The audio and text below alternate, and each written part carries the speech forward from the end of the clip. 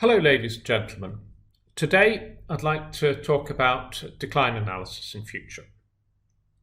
Once you've set up your model with the wells and the historical data, you can start setting wells to carry out decline analysis, both automatic and manual. So we'll start with a single well and we'll look at, first step is to set the decline parameters, set it to type of production model to decline here, and then there are two options. There's oil, gas, water decline, or there's just gas decline with CGR and WGR trends. So we're choosing the first one, and most of the parameters are here. So the decline charts are under this tab here, and there's a variety of them that can be docked, undocked. You can, with these arrows, you can swap them around with the big window, or you can undock them, move them to various locations, which is particularly useful if you've got multiple monitors. Okay, so here we're starting in a situation where the decline curves are nothing like reality.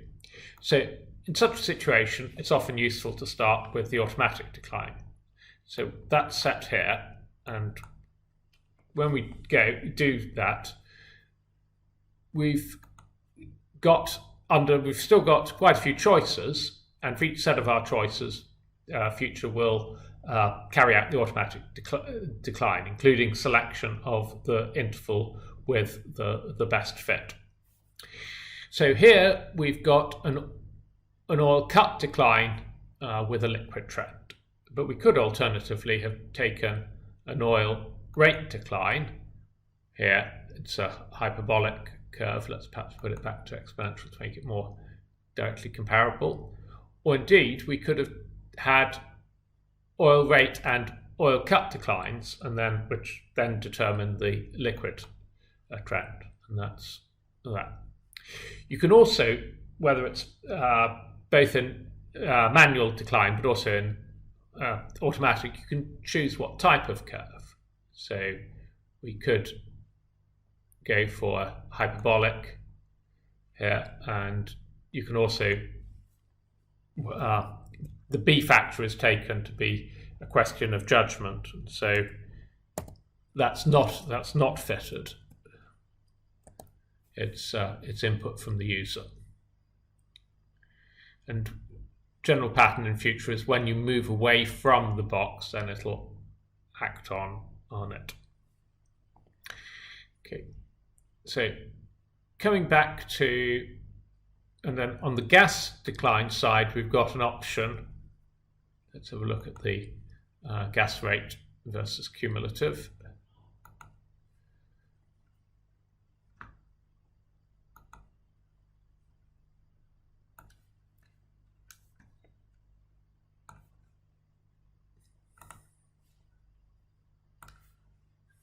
We've also got rate versus time. So we've got, on the gas side, we can also choose a gas rate decline, or indeed a free gas to liquid ratio trend, which is described in another video. So going back to the GOR trend, we may well decide that we'd prefer to manually fit it, and in particular we may want to choose the liquid trend. So if we're not happy with the automatic decline, then we can swap to manual declines.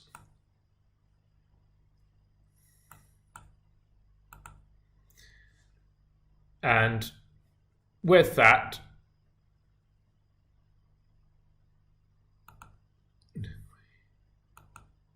so going back to the original, we then, to the original option of an oil cut decline, we can then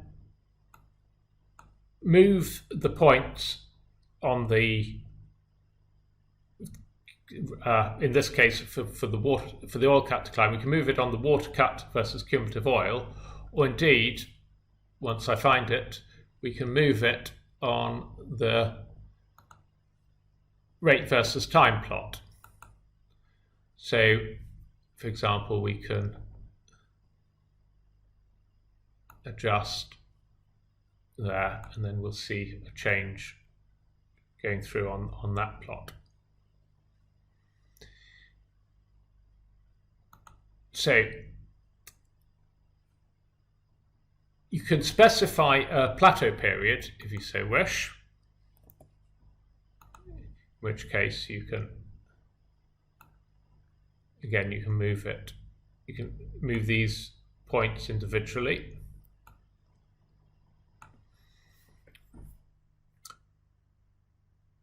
Or if you right-click on one of the points and select Move Line, you can then translate the whole curve.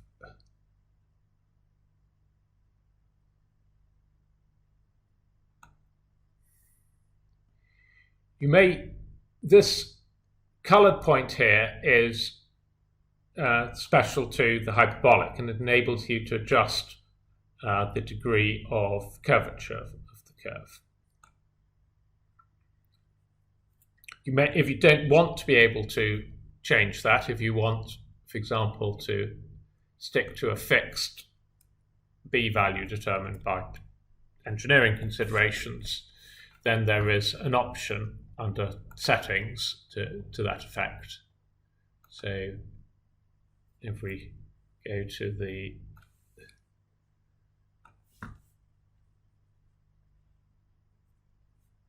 disable interactive adjustment of the B factors is there.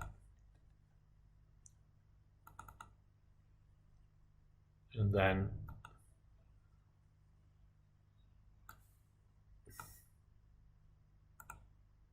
we will find that that adjustment point is gone.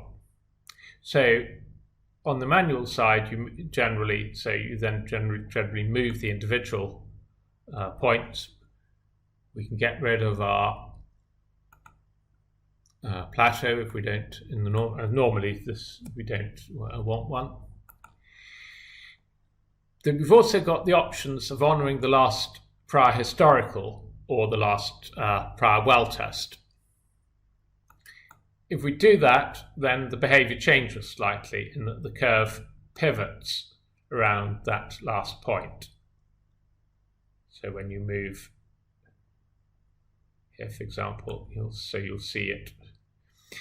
Now, you can zoom in by left mouse down and to the right, and if you right click, move point, that brings your anchor point to within the frame. You can see the way it pivots. Unzooming is by here or by left mouse and then up to the left. So that gives you a quick introduction to the options in terms of the manual fit. Before I go, it may be useful to see how you might use a combination of automatic and manual when you've got a significant number of wells. So in this particular case, let's restrict ourselves to the developed wells. I think we've got 50 wells here, and they're all at the moment set to nonsensical. They've got nonsensical initial declines. So, for example,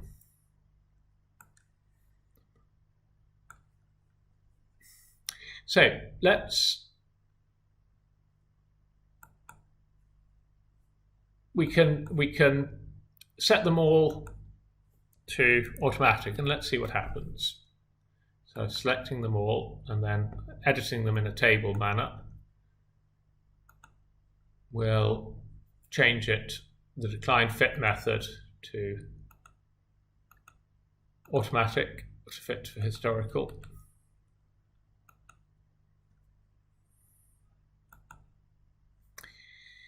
Okay, and then the well approval manager here is oriented towards enabling you to work with large numbers. You can see that the automatic fit was very quick.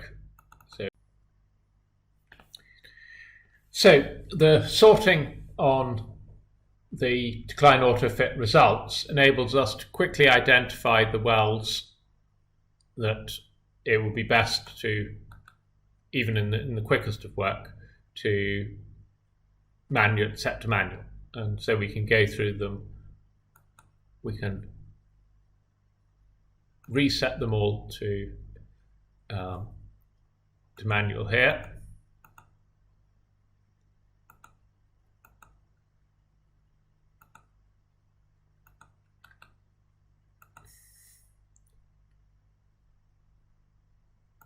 And then we can edit them one by one, as a group, by selecting them and then editing them. And so with that, Future displays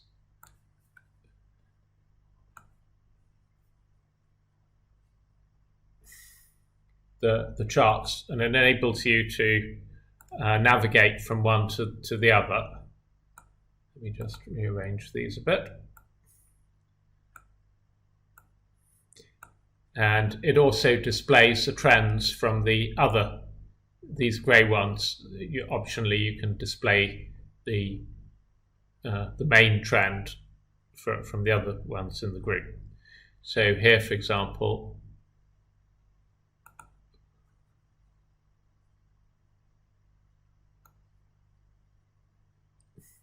we may decide on a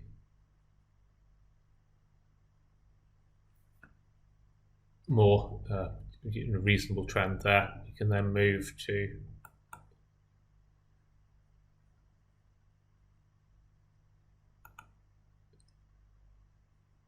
we can move, for example, to oil rate declines.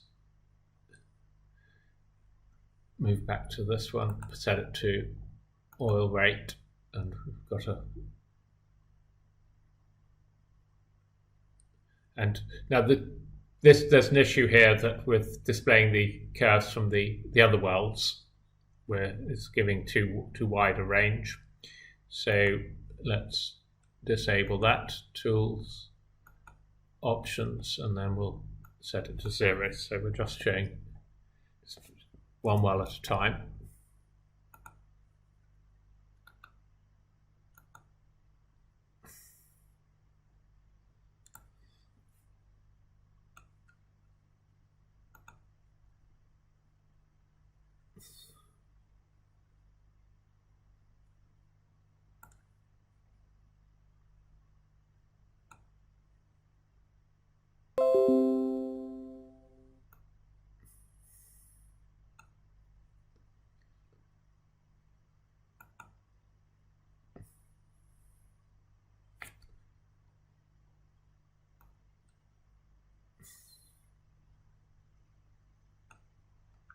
Not really too much to go on for such a well.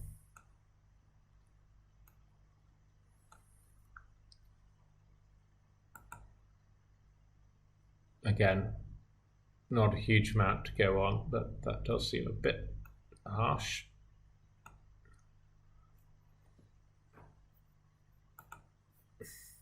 And yes, nothing to go on at all. So it's not surprising that the auto fit failed in that particular case. So be interested. So you can see now in our QC which wells are auto fitted and which wells are not, and it'd be interesting to see what the result of the of that very quick decline analysis is. So if we just run the forecast, and then let's look at the production versus historicals for